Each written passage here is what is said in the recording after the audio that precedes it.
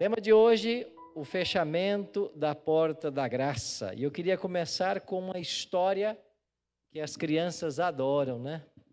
Lá em casa eu tenho 3 crianças, e se você perguntar assim, qual é a história preferida? Eles vão dizer, é a Arca de Noé. Quantos anos demorou Noé para construir a arca? 120 anos. E enquanto ele construía, ele pregava. E o que ele pregava? Vai vir um dilúvio. Vai vir chuva.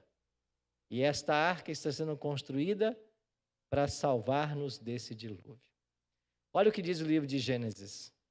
De toda a carne em que havia fôlego de vida, entraram de 2 em 2 para Noé na arca. Eram macho e fêmea os que entraram de toda a carne, como Deus lhe havia ordenado.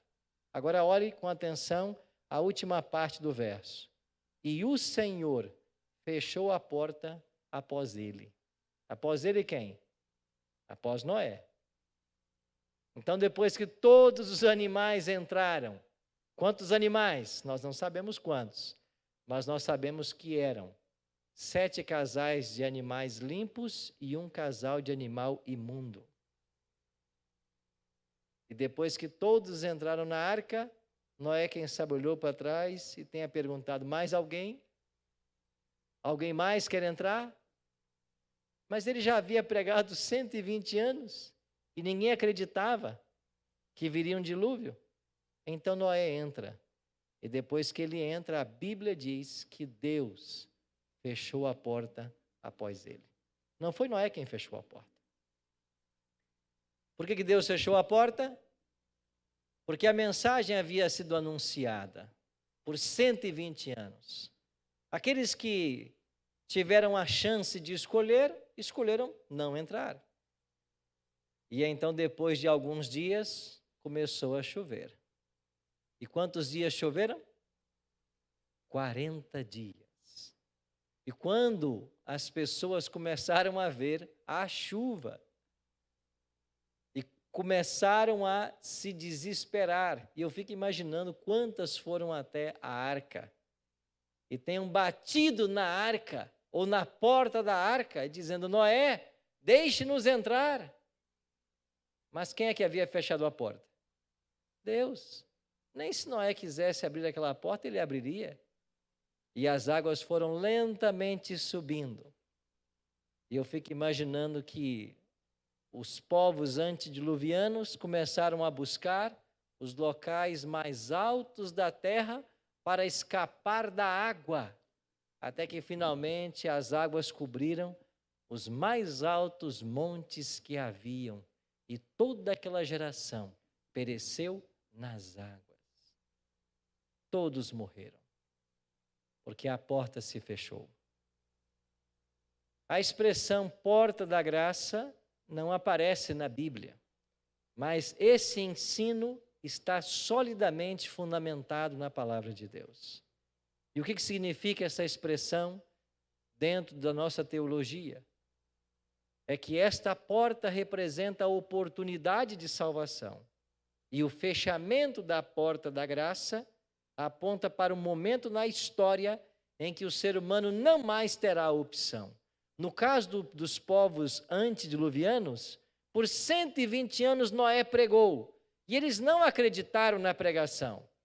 Mas quando se fechou a porta, quem sabe as circunstâncias levaram muitos a agora querer entrar na arca, mas não podiam mais, porque o limite havia sido excedido. A porta estava fechada. Uma oportunidade de salvação foi perdida. E toda aquela geração se perdeu. Chegando no Novo Testamento, nós encontramos Cristo, o maior mestre que o mundo já conheceu. E Cristo era especialista em dar lições. Lições das quais as pessoas jamais se esqueciam. Prova disto é o Evangelho, que foi escrito por pessoas que ouviram Cristo pregar. E eles escreveram as histórias. E uma delas, registrada aqui, é a parábola das 10 virgens, contada por Cristo e registrada por Mateus no capítulo 25. A história você já conhece, né? 10 virgens se preparavam para um casamento. E como funcionava o casamento nos tempos bíblicos? O noivo saía com um cortejo e ia até a casa da noiva. Pegava a noiva e ia então para a casa do seu pai. E lá começava a festa, as bodas. Quanto tempo duravam as bodas? Vários dias, às vezes uma semana de celebração. E quando Cristo conta essa parábola, ele estava em Jerusalém com os discípulos e ele percebeu que vinha ao longe na estrada um grupo como este. Um grupo junto com o noivo, com suas lâmpadas. E isto era uma tradição conhecida pelos discípulos. E à medida que esse grupo se aproximava dos discípulos, aquele cortejo alegre e festivo, o noivo encabeçando todos, Jesus pega a cena e diz: olha, sabe como será o reino dos céus ou a vinda do Filho do Homem? É como se 10 virgens fossem se preparar para as bodas. Elas estavam à beira da estrada esperando o cortejo passar. Só que em dado momento, o noivo demorou. E não era costume de fato que estas cerimônias entrassem tarde na noite, porque o povo tinha o hábito de dormir muito cedo. Mas o noivo demorou e todas adormeceram. Mas quando chegou na hora mais alta da noite, à meia-noite, ouviu-se um grito: eis aí o noivo, vamos ao seu encontro. E todas as virgens despertaram. Mas 5 delas, além das lâmpadas, haviam trazido azeite de reserva, e 5 não haviam trazido. Então as que tinham o azeite seguiram o cortejo e entraram para a festa com o noivo. E as que não tinham, pediram às que tinham emprestado. Mas elas não poderiam emprestar, senão faltariam para ambas. Então elas foram aconselhadas a buscar quem vendesse. E elas foram. Mas quando elas voltaram, Jesus diz assim em Mateus 25:10: saindo elas para comprar, chegou o noivo, e as que estavam apercebidas entraram com ele para as bodas. E o que aconteceu? Fechou-se a porta. As 5 nécias voltaram tentando entrar e disseram: abre-nos a porta. E o noivo responde: eu não conheço vocês. A porta já está fechada. Ou seja, as bodas já haviam começado. E quem havia entrado estava dentro da festa, celebrando, e quem estava fora estava completamente perdido. Essa é uma história contada por Cristo para ilustrar o ensino de que haverá um momento em que a porta vai se fechar. O livro do Apocalipse também ensina isso. Aqui no capítulo 22, verso 11, João escreveu que vai chegar um momento em que deve continuar o injusto fazendo injustiça, o imundo ainda sendo imundo, o justo continue na prática da justiça e o santo continue a santificar-se. Ou seja, quem está salvo, está salvo. Quem está perdido, está perdido. Então, Apocalipse 22, 11 fala desse fechamento da porta da graça. Até aí havia chance. Quem entrou, entrou. Quem não passou por essa porta, não pode passar mais. A oportunidade foi dada para todos igualmente. E aqueles que não se ativeram, aqueles que não se aperceberam, aqueles que não estavam conscientes desse momento, eles perderam a chance de salvação. Deus quer que alguém se perca? Não. Cristo disse assim para Nicodemos: porque Deus, Nicodemos, amou o mundo de tal maneira que deu seu Filho unigênito, para que todo aquele que nele crê não pereça, mas tenha o quê? Vida eterna. O que Deus deseja para mim e para você? Vida eterna. Deus não quer que nenhum ser humano morra. Olha o que Pedro escreveu na sua segunda carta. Não retarda o Senhor a sua promessa, como alguns a julgam demorada. Pelo contrário, ele é longânimo para convosco, não querendo que nenhum pereça, senão que todos cheguem a quê? Ao arrependimento. Deus não quer que ninguém morra. A palavra de Deus é clara em ensinar de que o fogo eterno foi preparado para quem? O diabo e seus anjos. Não é para o ser humano. A Bíblia ensina isso. O fogo eterno foi preparado para o diabo e seus anjos. Agora, os seres humanos que serão destruídos com Satanás é porque eles não escolheram a salvação que Deus oferta para mim e para você. E Deus não quer que ninguém pereça, senão que todos cheguem ao arrependimento. Agora, infelizmente, nem todos chegarão. Nós teremos mais salvos ou mais pessoas perdidas? Mais perdidos. Se você for para Apocalipse capítulo 20, João escreveu de que o número dos perdidos será como a areia do mar.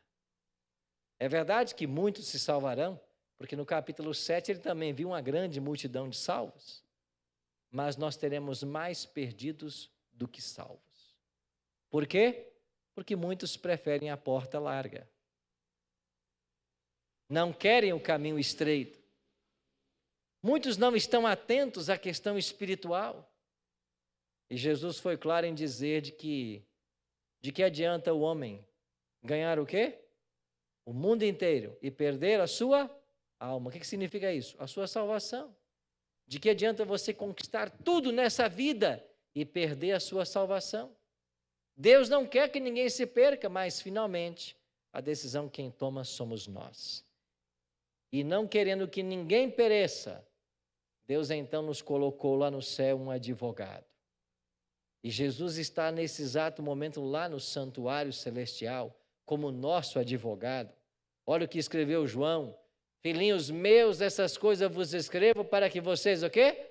Não pequem, não pequeis. Se todavia alguém pecar, nós temos o quê? Um advogado junto ao Pai. Então Cristo hoje no santuário celestial, ele é advogado. Agora, quando é que a porta da graça se fechará de forma coletiva?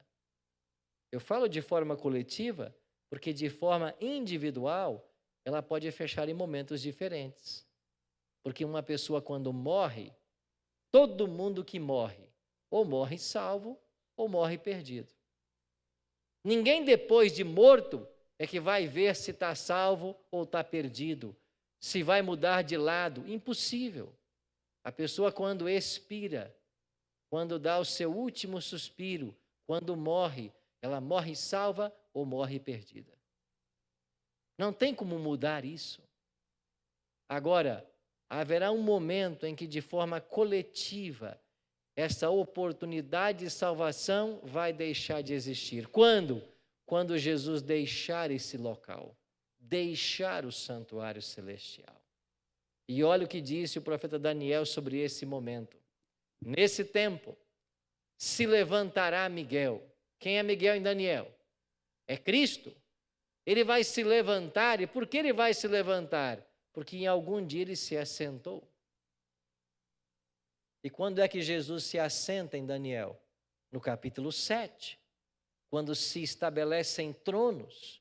Lá está assentado o ancião de dias, que é Deus. Eu vou ler esse verso com vocês.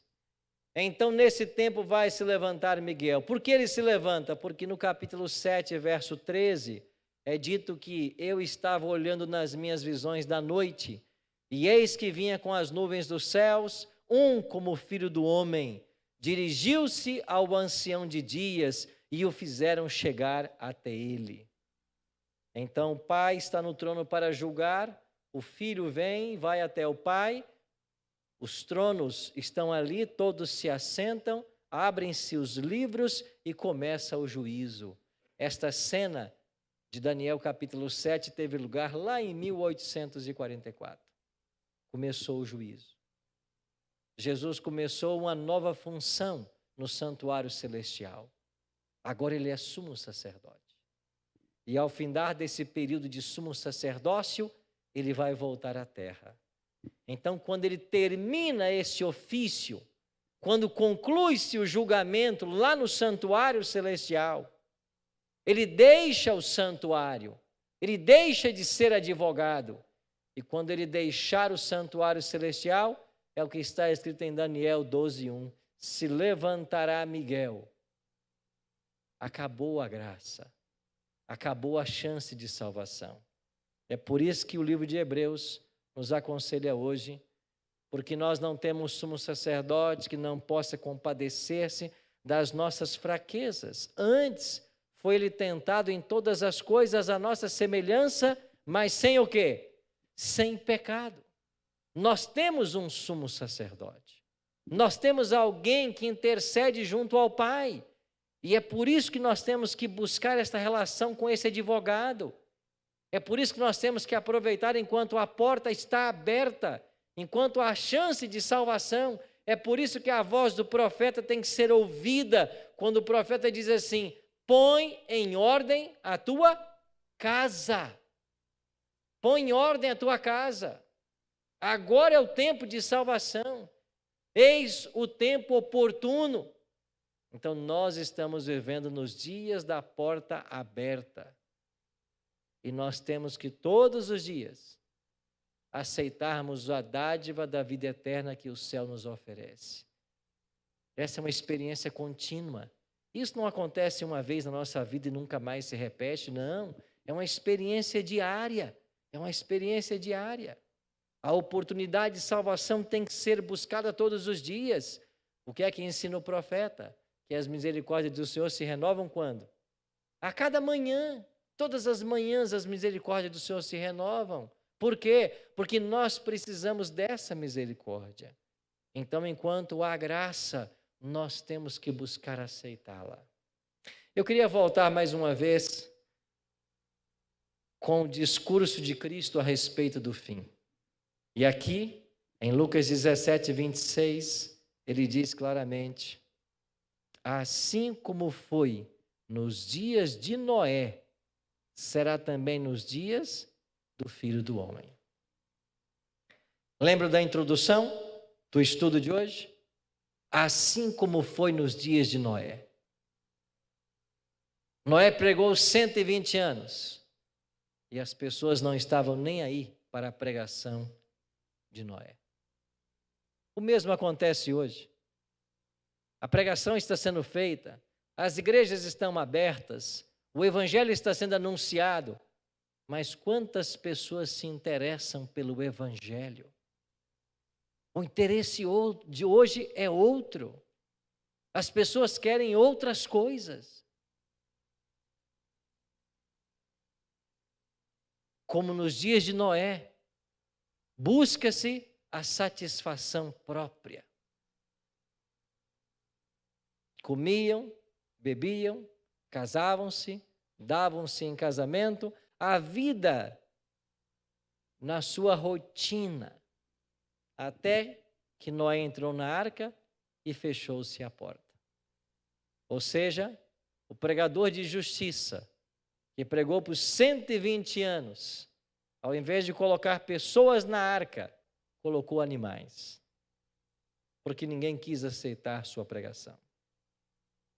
Jesus continua. O mesmo aconteceu nos dias de Ló. Comiam, bebiam, compravam, vendiam, plantavam, edificavam. Eu pergunto, estas coisas mencionadas por Cristo são ruins? Não. Então, o que Jesus quer destacar aqui? Eles viviam a vida como se nada fosse acontecer. Eles tocavam suas rotinas. E ele diz, mas no dia em que Ló saiu de Sodoma, choveu fogo do céu, ou do céu fogo, e enxofre. E o que aconteceu?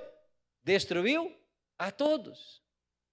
Então Cristo está trazendo para mim e para você hoje, para nós que vivemos esta realidade de duas histórias.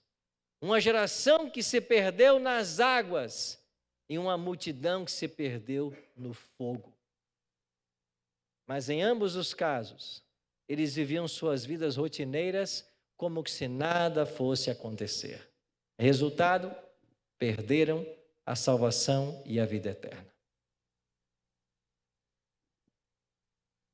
Eu gosto muito dessa imagem. Os anjos apressando Ló, suas filhas, a esposa, e a orientação foi muito clara. Fujam e não olhem para trás. E quando a família de Ló estava quase entrando em Zoar, não é? A cidade? Quase entrando em Zoar. O que fez a mulher de Ló? Olhou para trás e se transformou numa estátua de sal. Por que é que ela olhou para trás? Porque ela estava fugindo de Sodoma, mas o coração estava em Sodoma. Ela estava saindo de Sodoma, mas Sodoma não saía do seu coração. E pensando em deixar tudo que ela tinha para trás, sua vida, sua bela cidade, ela virou uma estátua de sal. E agora vem Cristo no Novo Testamento e diz o quê? Lembrai-vos da mulher de Ló. Lembrai-vos da mulher de Ló. Outro dia eu fiquei curioso a respeito dessas duas histórias contadas por Cristo. E eu fui para a Bíblia fazer uma pesquisa. E você sabe quantos anos separam esses dois eventos?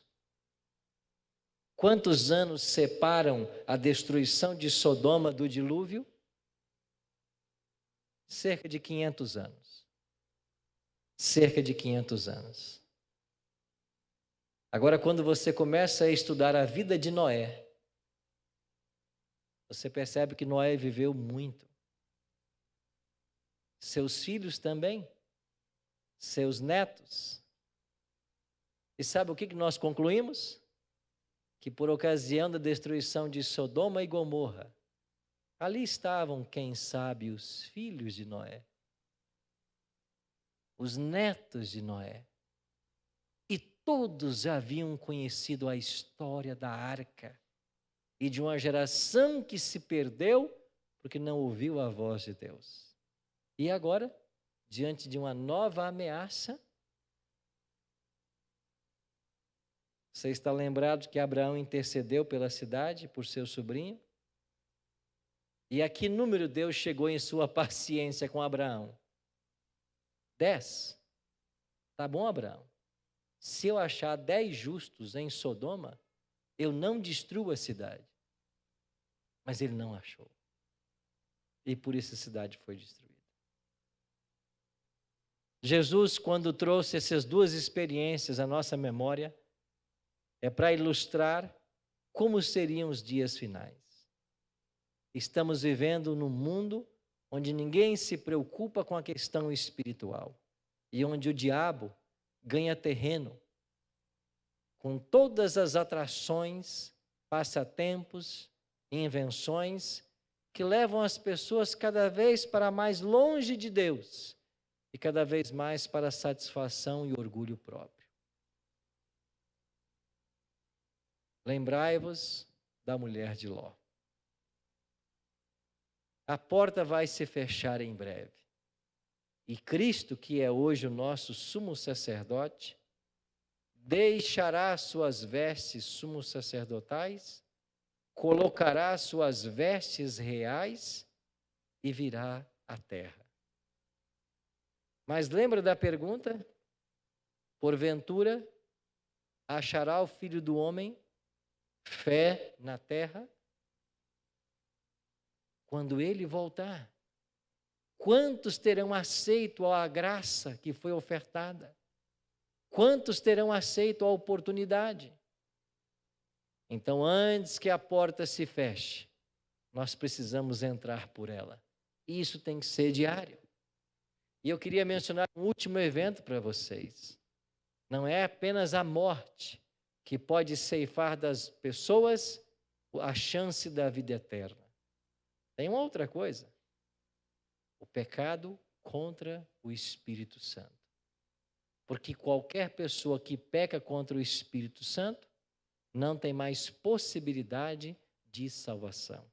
Então há um momento escatológico em que a porta vai ser fechada, a porta se fecha para aqueles que morrem, mas é possível ainda fechar para os que estão vivos. E isso acontece quando alguém comete o pecado contra o Espírito Santo. Pastor, o que é pecado contra o Espírito Santo? Jesus falou: todas as vossas blasfêmias, todos os vossos pecados serão perdoados. Se alguém blasfemar contra o Filho, isso vai ser perdoado. Mas se alguém blasfemar contra o Espírito, isso não será perdoado. E o que significa blasfemar contra o Espírito? É você resistir tanto ao Espírito, que você se coloque numa posição onde você não mais ouça a voz dele. É você insistir tanto no pecado, que a sua consciência torna-se cauterizada. Eu nasci numa cidade chamada Aimorés. Eu tinha uma avó que morava lá. E na minha infância eu me lembro muitas vezes de visitar a minha avó com minha mãe.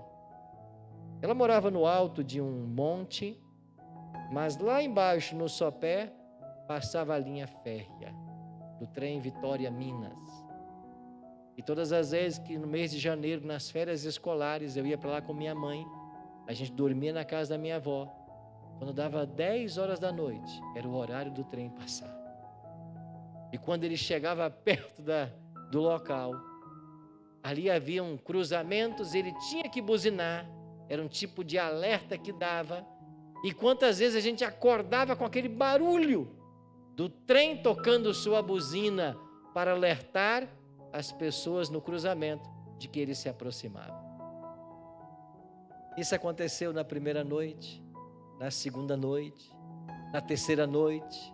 Eu acordava assustado com aquilo, mas houve um dia, uma noite da semana, que eu perguntei à minha mãe e minha avó: o que aconteceu com o trem ontem? E elas disseram: nada.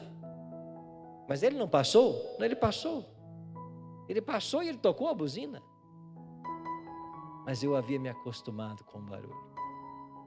Chega o ponto daquilo não mais incomodar. Pecado contra o Espírito Santo é isso. É você se acostumar. É você insistir no que é errado. E você faz o que é errado a tal ponto que você acha que não é mais pecaminoso, problemático, errado. E alguns carregam essa dúvida no coração. Pastor, eu cometi esse pecado? Será que eu cometi? Bom, o fato de você estar hoje dentro de uma igreja é um bom indício de que você não cometeu. Porque é o Espírito quem nos atrai. O fato de você estar conectado com a gente aí na internet é um bom indício. Porque se você está reservando um tempo para estudar a palavra de Deus, para aprender da Bíblia, isso é um indício de que o Espírito está atuando. Por isso, meus amigos, vamos hoje mais uma vez correr para a cruz, porque a nossa única esperança é todos os dias abraçarmos essa graça, por ela sermos alcançadas e entrarmos por essa porta. Porque um dia ela vai se fechar, mas que quando isso acontecer, eu e você estejamos cobertos pelo sangue do Cordeiro.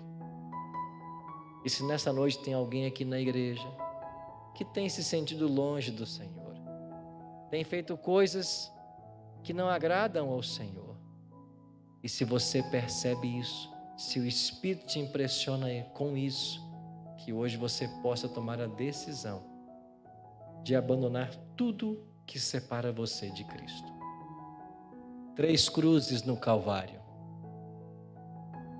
Na cruz do centro, alguém morria pelo pecado. Na cruz do ladrão que aceitou, alguém morreu para o pecado. E na outra cruz, do ladrão que rejeitou, alguém que morreu no pecado. A história vai se repetir. Pessoas que aceitam, pessoas que rejeitam. E para todos nós, nunca nos esqueçamos de Mateus 6:33. Buscai, pois, em primeiro lugar o seu reino e a sua justiça, e todas as coisas vos serão acrescentadas. De que adianta o homem ganhar o mundo inteiro e perder a sua alma? Vamos ficar de pé, vamos orar. Pai querido, muito obrigado pelo ensino da Tua palavra que nos mostra que a porta ainda está aberta. Cristo ainda está no santuário celestial, intercedendo por todos nós. Nos ajuda, Pai, hoje a entrarmos por essa porta, a não perdermos a chance de termos a Tua graça sobre a nossa vida e de nos prepararmos para a vida eterna. Tome conta de todos nós que aqui estamos, de cada amigo e de cada amiga que nos assiste agora pela internet. Que o Teu Espírito Santo possa abraçar onde quer que eles estejam e que nós possamos tomar a maior de todas as decisões que o ser humano pode fazer. Entregar o nosso coração ao Senhor Jesus e recebermos o dom da vida eterna. Dá-nos a Tua bênção, dá-nos o Teu perdão e prepara-nos para a Tua volta. Oramos em nome de Jesus. Amém.